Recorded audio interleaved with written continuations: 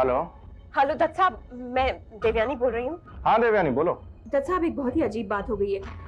एक ड्राइवर आया था, एक ब्रीफकेस दे गया है। उसने कहा कि अजय ने भिजवाया है और दिल्ली जाते हुए वो मुझसे ले जाएगा। ब्रीफकेस? हाँ, और ललन का फोन भी आया था। उसने कहा कि वो अजय को किसी जरूरी काम से दिल्ली भेज रहा है। अच्छा, तो इसमें अजीब बात क्या है? नहीं दत्त साहब, वो मैंने ब्रीफकेस खोल के देखा है, वो रुपयों से भरा हुआ है। कितना रुपए? 500 के नोट है, कुछ 20-25 लाख तो होंगे ही। देखो देवयानी, तुम बैंक एम्प्लॉय हो सकता है किसी की चाल हो तुम्हें रिश्वत देने की, क्योंकि आजकल तो बाई पोस्ट भी बियर ड्राफ्ट भेज देते हैं लोग रिश्वत के तौर पर। अच्छा सुनो, अभी इस बारे में किसी से कुछ कहना मत।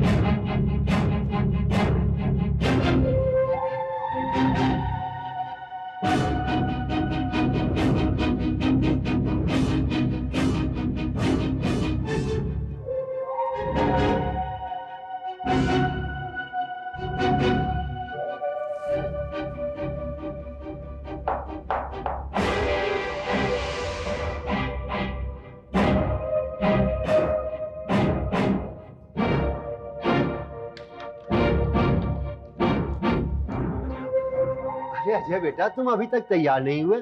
मैंने सोचा तुम्हें एयरपोर्ट तक छोड़ दूं। चलो, फ्लाइट का टाइम हो रहा है, तैयार हो जाओ। चलो। मामा जी, आपने किसी को यहाँ आते तो नहीं देखा? बेटा, दरवाजा अंदर से बंद है, कोई अंदर कैसे आ सकता है? मगर ये तुम पूछ क्यों रहे हो? मामा जी, मैंने ब्रीफकेस इधर ही रखा था, नहाने गया, वापस आया तो यहाँ था ही नहीं। बेटा, दरवाजा तो अंदर से लॉक था ना? हाँ, लॉक था। तो बेटा, 25 लाख रुपए हैं, कहीं हवा में नहीं उड़ जाएंगे, समझे? यहीं कहीं रखे होंगे। चलो देखो ठीक से। अरे मैंने देख लिया, कहीं नहीं, इधर ही रखे थे मैंने। तब तो तुम गए काम से बच्चू, समझे? मामा जी, मेरे हाथ पैर फूल रहे हैं, आप प्लीज मुझे बचा लीजिए। मेरी समझ में नहीं आ रहा क्या करूं मैं। अजय बेटा, अब तुम्हें सिर्फ गजेंद्र ही बचा सकता है। तुम जाकर उसको बता दो। वैसे भी ये पैसा पार्टी फंड में जाने वाला था, फ्री फंड में चला गया। चलो कोई बात नहीं। वैसे एक बात बताता हूं, गजेंद्र को अगर ये बात तुम खुद बता दोगे तो ज्यादा अच्छा होगा। मेरे मुंह से ये बात निकले, ये तुम्हारे लिए अच्छा नहीं है, समझे? मैं चलता हूं।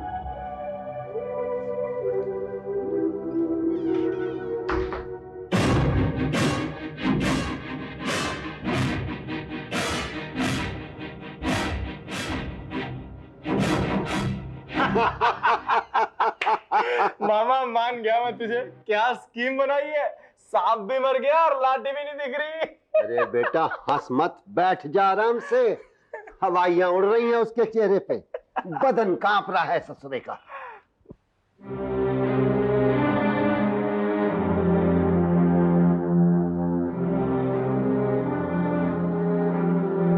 हाँ अजय,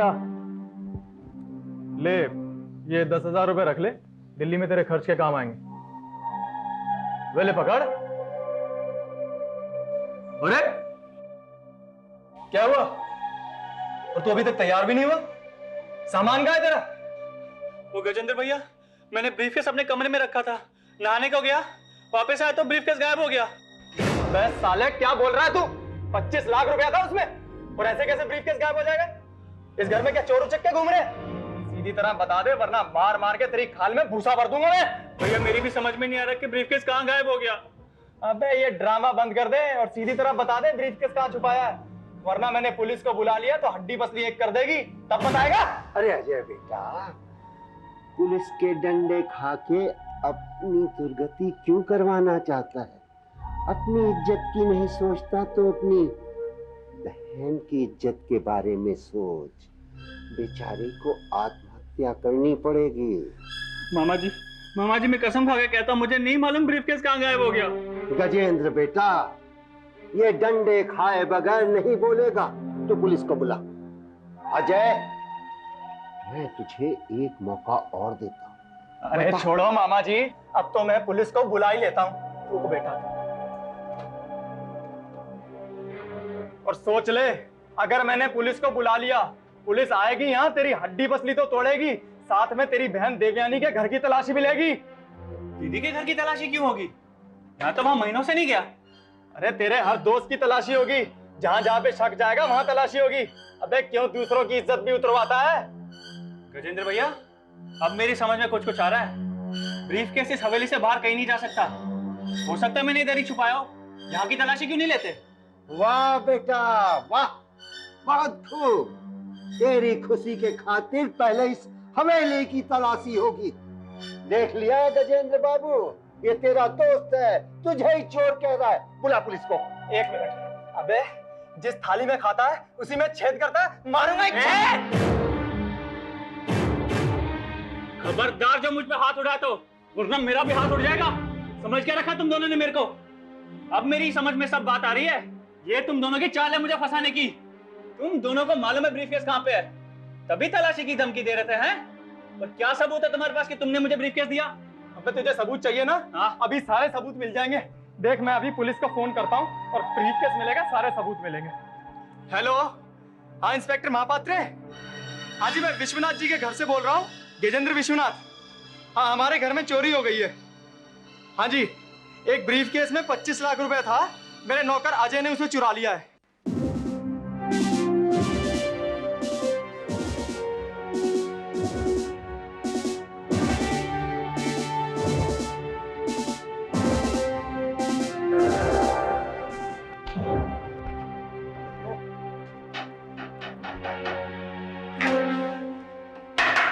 कोई है घर में? इंस्पेक्टर साहब, यही है इसकी बहन देवयानी।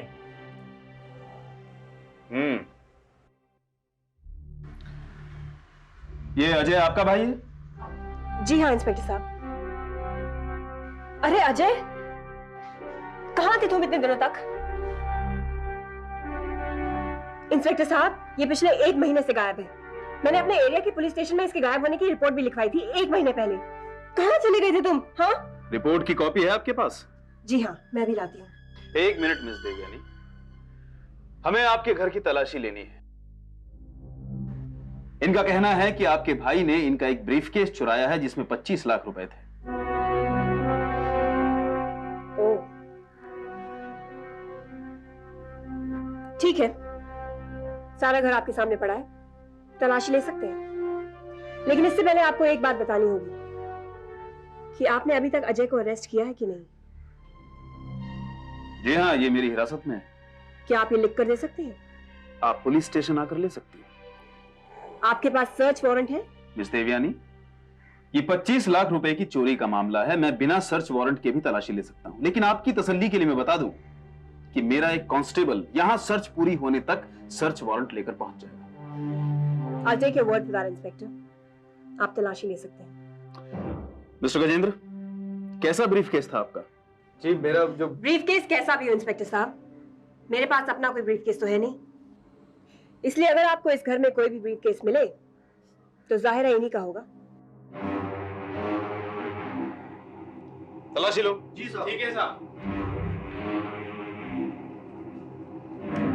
इंस्पेक्टर साहब, मैंने आपसे अजय की गिरफ्तारी के बारे में इसलिए पूछा था क्योंकि अगर आपने अजय को गजेंद्र के घर से गिरफ्तार किया है तो जाहिर है कि गजेंद्र ने ही उसे किडनैप किया होगा। क्यों अजय?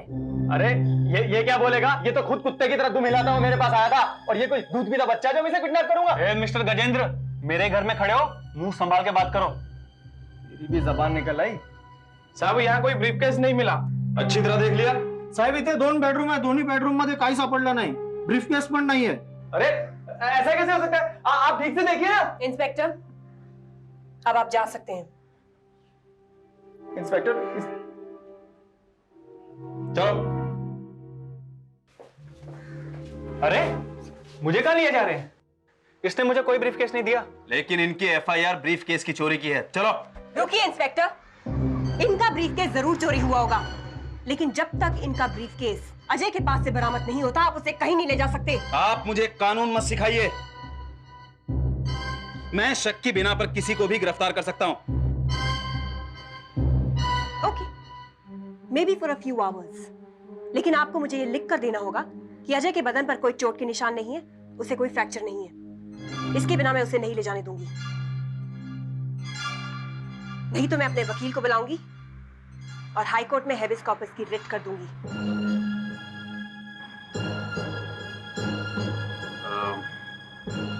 मिस्टर गजेंद्र,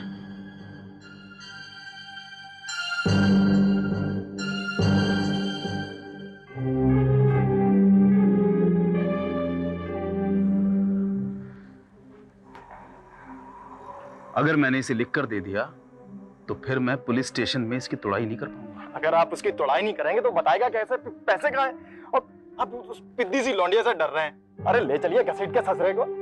मिस्टर, कानून को मजाक समझते हैं आप? सुना नहीं आपने क्या धमकी दी है उसने? Habeas corpus. वो क्या है? हैबियस कॉर्पस की रिट होती है हाई कोर्ट में। उसके बाद मुझे मिनिस्ट्री से वायरलेस पर मैसेज आएगा तो मुझे 1 घंटे के अंदर अंदर अजय को हाई कोर्ट में जिंदा या मुर्दा पेश करना पड़ेगा। नहीं, मैं फंस जाऊंगा, मैं इसे गिरफ्तार नहीं कर सकता। इंस्पेक्टर देखिए, आप मैं बिल्कुल कुछ नहीं कर सकता। आप रुकिए 1 मिनट। इससे मेरे ठीक है मिस देवयानी, मैं अजय को छोड़ता हूं, लेकिन केस की तहकीकात होने तक मैं जब भी इसे पुलिस स्टेशन बुलाऊं आपको भेजना पड़ेगा। भेज दूंगी इंस्पेक्टर। Good day. चलो आइए। मिस्टर गजेंद्र, अपने ड्राइवर से पूछ लेना कि कहीं ब्रीफकेस किसी गलत पते पर तो नहीं दे दिया।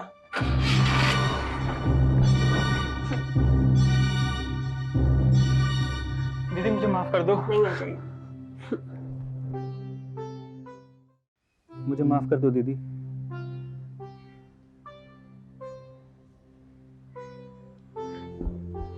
तुझे तो मैं कभी भी माफ कर दूंगी अजय, लेकिन सोच तू कितना गलत था। मैं गलत था दीदी, लेकिन मैं वहां सिर्फ पूजा के लिए गया था। पूजा का नाम अपने साथ मत जोड़, तेरी उम्र नहीं है ये सब सोचने की अभी। पूजा सिर्फ तेरी एक अच्छी दोस्त है, इससे आगे ना तो दत्त साहब मानेंगे और ना ही गजेंद्र। मैं जानता हूँ दीदी। तू कुछ नहीं जानता अजय, तू तो ये भी नहीं जानता कि तू चाहता क्या है, बनना क्या चाहता है। पूजा आईएएस का एग्जाम दे रही है, कुछ ही दिनों में वो आईएएस ऑफिसर भी बन जाएगी, फिर क्यों देखेगी वो तेरी तरफ? तुझे अपने बारे में सोचना चाहिए, दिन रात एक करके उससे आगे बढ़।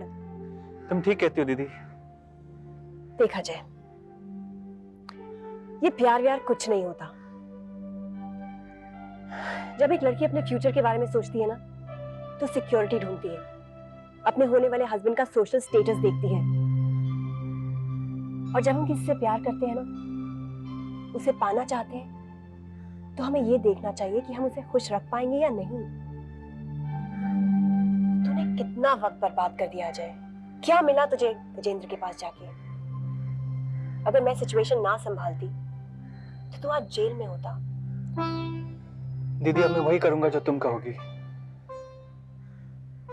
I hope so. मैं हमेशा तेरे साथ हूं। All the best. माँ! माँ! क्या हुआ? क्या बात है? क्यों इतना गुस्से में है? अरे तू सुनेगी तो तेरा भी यही हाल होगा। बड़ी चाल चलने चले थे, 1 तीर से 3 शिकार करेंगे। अब ना तीर का पता है ना शिकार का। अरे अपने 25 लाख हवा हो गए। कैसे? क्यों, क्या हुआ भांजे? क्या हुआ भांजे? आपने दिलाया अजय को 25 लाख, आपने दिल्ली ले जाने के लिए। फिर उसके कमरे से ब्रीफकेस चुरा के देवयानी के घर पहुंचा दिया, ताकि चोरी की रिपोर्ट करे तो वो वहां मिले और अजय जेल चला जाए। यही प्लान था ना? बिल्कुल। वहां ना ब्रीफकेस मिला ना रुपए। अरे देवयानी पी गई वो। अरे बेटा, तो इस पर लल्लन पे क्यों नाराज हो रहा है? वो तो देवयानी बेईमान निकली ना। अरे देवयानी बेईमान है ही। ये कौन से ईमानदार है? ये अक्सर जाता है उसके यहाँ। मैं भी कहूँ कि मेरी बातें वहां कैसे पहुंचती है। ये पहुंचाता है, मिला हुआ उसके साथ। अरे बेटा, वो तुम दोनों को लड़ा रही है। आपके कहने से अगर हमारे भांजे मान ले तो मान ले। और देखिए बहन जी, देवयानी ने तो हम दोनों के बीच में छुरियां चलवा दी ना। बेटा, अगर तुम दोनों ही लड़ जाओगे तो फिर बाहर वालों से कौन लड़ेगा? अरे ये बोलो मामा, देवयानी के घर मेरी पूछताछ करने गए थे कि नहीं? बोलो। अरे गंगा मैया की कसम, हम कभी नहीं गए।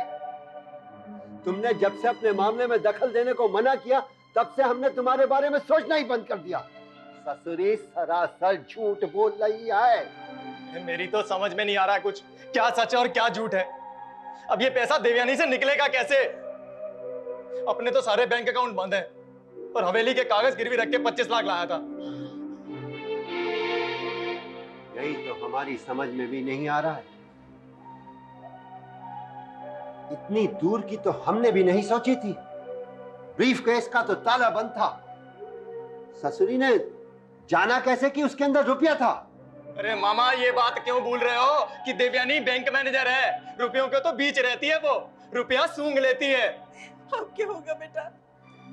तुम ये रुपए कैसे वापस दोगे और हवेली के कागजात कैसे लौटेंगे?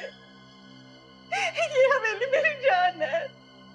मैंने तुम दोनों से पहले भी कहा था, अगर हवेली को कुछ हो गया तो मैं अपनी जान दे दूंगी। कुछ करो लल्लन। अब एक ही रास्ता है बहन जी। ब्रह्मदत्त वो रुपया हमको वापस दिला सकता है। देवयानी उसका कहना कभी नहीं टालेगी। ये तो अच्छा हुआ कि ब्रीफकेस मैंने तुम्हारे यहां से मंगवा लिया, नहीं तो तुम तो उनकी चाल में फंसी चुकी थी। पर देवयानी, बात अब हद से आगे बढ़ रही है। आज उन्होंने तुम्हें या अजय को जेल भेजने की कोशिश की है, कल को रुपयों के लालच में तुम पर हमला भी कर सकते हैं। और अगर ऐसा कुछ भी हुआ तो बात कोर्ट कचहरी तक जाएगी। ये रुपया आपकी फैमिली का है दत्त साहब, आपके पास पहुंच चुका है। अब आप जो ठीक समझे करें। सारा झगड़ा तो रुपयों का ही है देवयानी, लेकिन अब मैं इसे जड़ से ही खत्म कर दूंगा। बड़े भैया घर में शांति चाहते थे, अब इस घर में शांति ही होनी चाहिए। बहुत बहुत कीचड़ उछाल चुके एक दूसरे पर। बात घर की बहू बेटियों तक पहुंच गई है। उनके चरित्र पर दोष लगाया जा रहा है, जो अच्छी बात नहीं है। जब तक ललन रहेगा तब तक कुछ ना कुछ गड़बड़ तो करता ही रहेगा। आपने देखा ना किस तरह पूजा के बारे में झूठ बोलकर आपको कितना परेशान किया उसने। हाँ देवयानी, लेकिन ये बात भाभी को समझनी चाहिए, गजेंद्र को समझनी चाहिए। तो आप समझाइए ना उन्हें दत्त साहब। भाभी तो समझेंगी नहीं। हाँ, गजेंद्र को मैं समझा सकता हूँ, वैसे ही मुझे उससे बातें करनी है। देवयानी, मैं तुम्हें बताना चाहता था कि अपने सारे शेयर्स गजेंद्र को बेचकर मैं दीपक और बैंक का पैसा वापस करना चाहता हूँ।